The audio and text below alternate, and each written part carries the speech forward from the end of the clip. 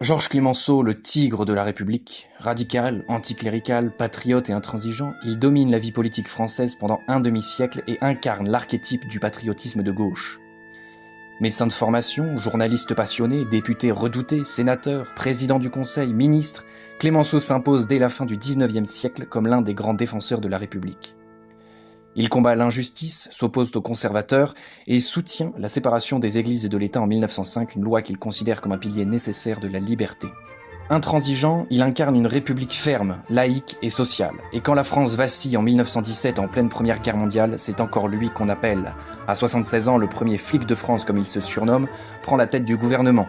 Il parcourt alors les tranchées, remobilise un pays épuisé et impose une discipline de fer, toujours accompagnée de sa canne et de son célèbre bonnet. Son mot d'ordre : « Je fais la guerre, rien que la guerre ». En 1918, l'armistice achève de tresser ses lauriers. Clemenceau devient alors le père la victoire, vainqueur de la guerre, qui doit encore négocier durement la paix en 1919. L'année suivante, en 1920, il échoue à gagner l'Élysée, une humiliation qui le fait définitivement quitter la scène politique. Un homme qui aura vécu toute sa vie pour la République, le droit, la France libre, fière et debout.